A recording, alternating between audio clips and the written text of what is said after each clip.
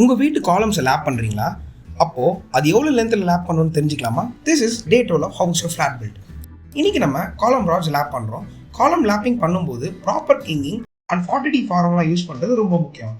அப்படின்னா ஆபரேஷனா 40Dன்றது 40 into diameter of your rod. For example, 40 into 16 mm of your rod is equal to 800 mm. இந்த 800 mm தான் நம்ம காலமை lab பண்ணுற length.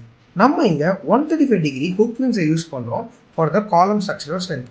Next நம்ம காலமோட tube level mark பண்ணுறோம். அதுதான் ரொம்ப முக்கியமான ஸ்டெப். நம்ம பீம் சைஸ் பெருசாக இருந்தால் காலம் சைஸ் சின்னதாகும். அதுவே பீம் சைஸ் சின்னதாக இருந்தால் காலம் சைஸ் இன்க்ரீஸ் ஆகும். இதுதான் நம்மளோட காலம் ஹைட்டை முடிவு பண்ணுற ரொம்ப இம்பார்ட்டண்ட்டான ஃபேக்டர். நெக்ஸ்ட் நம்ம காலம் ஷட்டரிங்கை ஸ்டார்ட் பண்ணுறோம். நம்ம எப்பயுமே காலம் அண்ட் பேஸ்மெண்ட் ஜல்லி ஒர்க்கை ஒரே நாளில் பண்ணுவோம் for cost saving.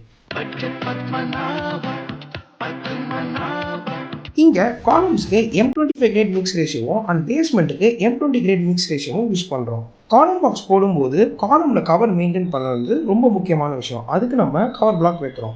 And vibrator use பண்ணுறதுனால நம்ம ஹனிகோம்ஸ் அவாய்ட் பண்ணலாம் அண்ட் ப்ராப்பர் கம்பேக்ஷன் நம்ம கொண்டு வரலாம். நெக்ஸ்ட் நம்ம காலமோட ஸ்ட்ரெயிட்னஸை செக் பண்ணுறோம் அண்ட் எல்லா பெரிய காலம்ஸ்க்கும் ஜாக்கி சப்போர்ட் கொடுக்கறது ரொம்ப இம்பார்ட்டன்ட்.